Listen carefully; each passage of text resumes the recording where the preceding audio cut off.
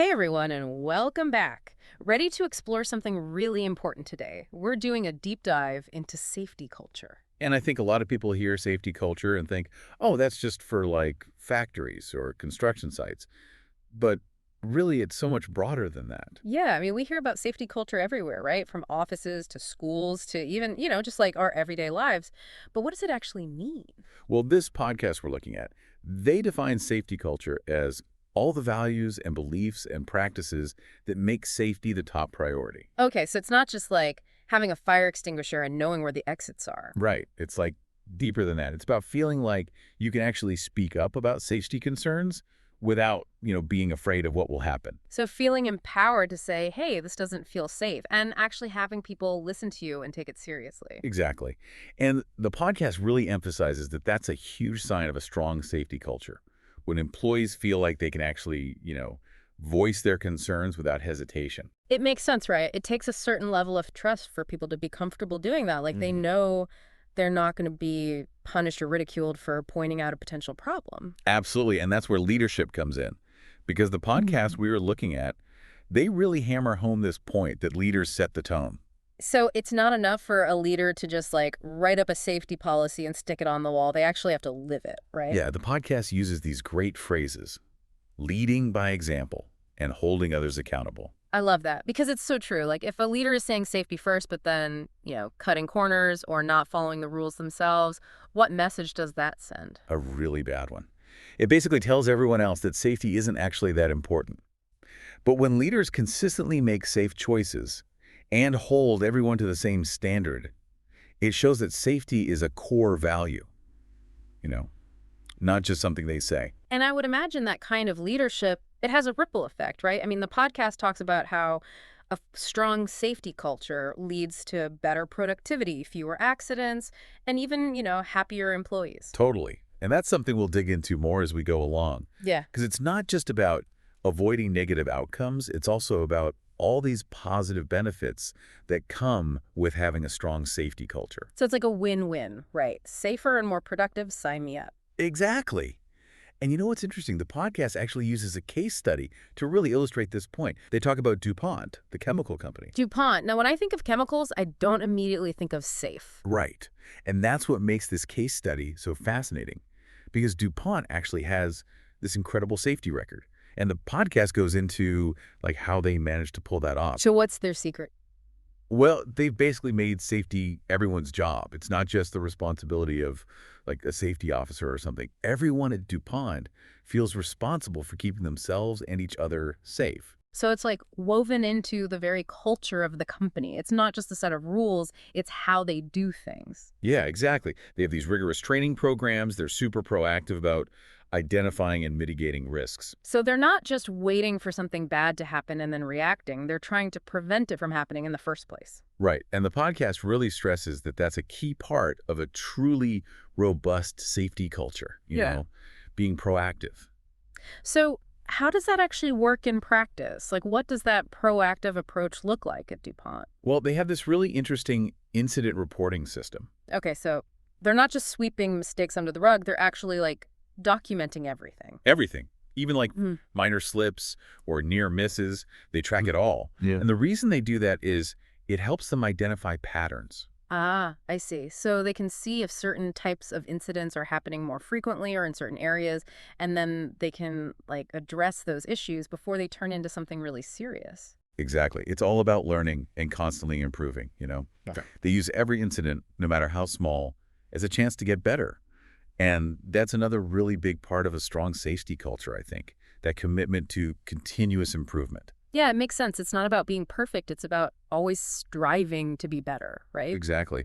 And DuPont, they're a great example of that. They've shown that strong safety culture can really lead to amazing results, not just in terms of preventing accidents, but in creating a really positive and engaged workforce, too.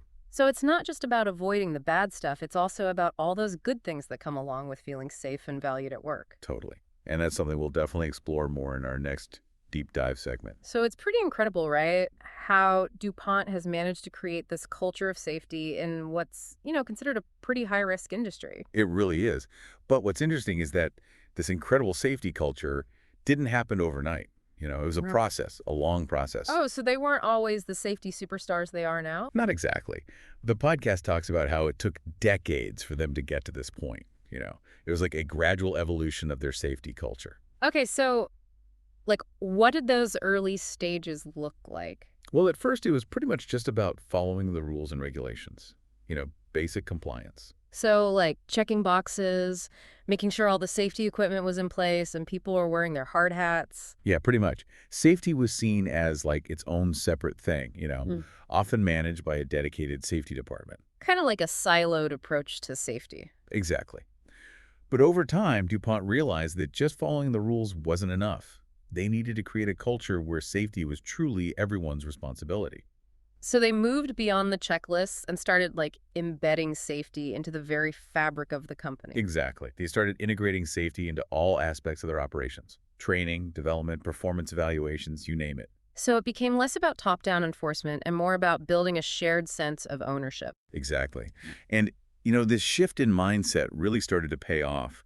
As employees felt more empowered and involved in safety, the number of accidents and incidents just plummeted. Wow, so it really does make a difference when people feel like they have a stake in safety, huh? A huge difference. Hmm. And the podcast, it really drives home the point that this kind of cultural transformation takes time. It's not something you can just, like, snap your fingers and make happen. Yeah, it requires commitment from Right. everyone, but especially from leadership. Oh, absolutely. The podcast talks about how leaders need to not just talk about safety, but actually, walk the walk. So lead by example. Show that they're taking safety seriously in their own actions. Exactly. And that means more than just, wearing a hard hat when they visit the factory floor. It's about, like, making safety a core value that informs every decision they make. Right. And holding everyone accountable to that same standard. Okay, so leading by example is huge. But what are some other things that leaders can do to create that strong safety culture? Well, the podcast talks a lot about communication, making sure everyone feels informed and involved. So keeping people in the loop about safety procedures, potential hazards, that kind of thing. Exactly. And also creating opportunities for employees to share their concerns and feedback. So it's like a two-way street, not just top-down communication, but also listening to what employees have to say. Exactly. And, one of the things DuPont does really well is this thing called root cause analysis. Root cause analysis. What's that? So basically, whenever there's an incident, no matter how big or small, they don't just focus on what happened, they dig deeper to figure out why it happened. Oh, interesting. So it's about understanding the underlying causes, not just treating the symptoms. Exactly. And by doing that, they're able to develop much more effective preventative measures. Yeah. They can actually address the root of the problem and stop it from happening again. It's like turning every mistake into a learning opportunity. Right. Totally. And that's a key difference between a company that just reacts to safety issues and one that actually builds a culture of safety. So being proactive rather than reactive, always trying to stay one step ahead of potential problems. Exactly. And the podcast emphasizes that this proactive approach has been a major factor in DuPont's success. I mean, it makes sense. If you can prevent accidents from happening in the first place, that's obviously the best case scenario. Absolutely. And that brings us back to the role of leadership. Leaders need to set the tone and create an environment where everyone feels empowered to speak up about safety concerns and contribute to a safer work environment. So it's not just about rules and regulations, it's about creating that culture where everyone feels safe, valued, and empowered. Exactly. And, one thing the podcast points out is that many organizations, they're kind of in this in-between stage. They have some safety programs, but they haven't fully integrated safety into their culture yet. Okay, so they're on the right track, but there's still room for improvement.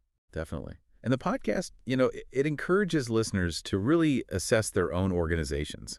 Think about where they fall on that spectrum of safety culture maturity. And then, like, take action. Don't just admire DuPont from afar, but actually try to implement some of these principles in their own workplace. Exactly. The podcast gives some really practical advice on how to do that. They talk about communication, employee involvement, continuous learning. So it's about creating a culture where everyone feels informed, empowered, and engaged in safety. Right. And where everyone feels like they have a role to play in keeping themselves and each other safe. It's about making safety a core value, not just the set of rules. Exactly.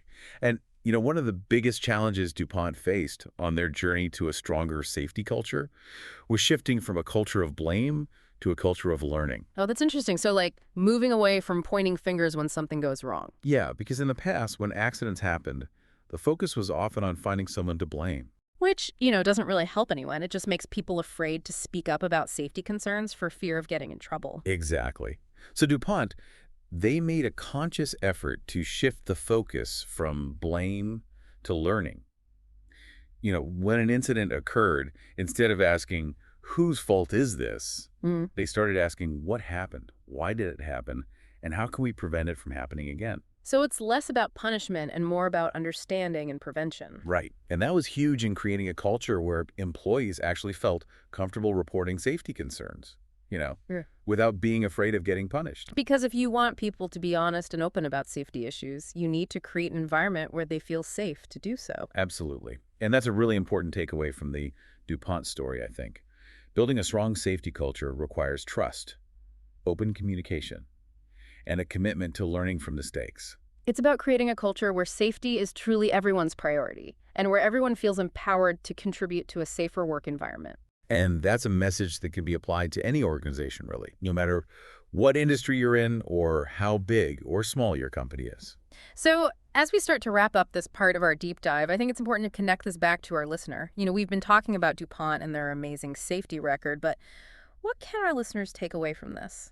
That's a great point. And I think one of the biggest takeaways is that these principles of safety culture, they're not just for big companies. They can be applied anywhere. So, whether you're leading a team, working on a project, or just going about your daily life, these ideas can make a difference. Exactly. It's about being mindful of safety, communicating openly, and looking out for each other. It's about making safety a priority in every aspect of our lives. And remembering that building a strong safety culture, it's a journey. It takes time, effort, and a willingness to continuously learn and improve. But it's a journey worth taking. Because when we create a culture of safety, we create a better world for everyone. It's inspiring, isn't it? Seeing what a company like DuPont has accomplished with their safety culture. It's a pretty powerful example of what's possible when safety truly becomes a core value. Yeah, it's easy to think, well, that's DuPont. They have all these resources. But really, a lot of the principles they've used can be applied anywhere. It's not about the size of your company or the industry you're in. It's about mindset. It's about making that conscious decision to prioritize safety Right. and then backing that up with action. Exactly. And it's about recognizing that, building a strong safety culture, it's not a one-time thing. It's a journey. It's an ongoing process of like learning and adapting and, always striving to be better. Right. And the podcast makes a really interesting point about how that kind of culture, it can be contagious. Contagious. Yeah, like when employees see that their leaders are genuinely committed to safety, it kind of rubs off on them. They start to see it as important too. Makes sense. It's like if my boss doesn't care about safety, why should I? But if they're taking it seriously, it makes me want to step up my game too. Exactly. And that's when you start to see that real cultural shift, Yeah. when safety becomes everyone's responsibility, not just something that's dictated from the top down. So it's about creating that environment where everyone feels empowered to, speak up about concerns, share ideas, and contribute to making the workplace safer. Absolutely. And, as we wrap up this deep dive, I think it's worth asking ourselves, how can we apply these principles beyond just the workplace? That's a great question because, we've been focusing on safety culture in organizations, but really these ideas are relevant everywhere, aren't they? Totally. I mean, think about our personal lives, our families, our communities. It's about being mindful of safety in everything we do, right? Whether we're driving a car, cooking dinner, or just hanging out with friends. Yeah, it's about looking out for ourselves and each other. And it's about remembering that, safety isn't just about avoiding accidents. It's about creating an environment where everyone feels valued and protected. Well said. And on that note, I think it's time to wrap up this deep dive into safety culture. It's been a great conversation, and I hope our listeners have found it insightful and, maybe even a little bit inspiring. Thanks for joining us. We'll see you next time on The Deep Dive.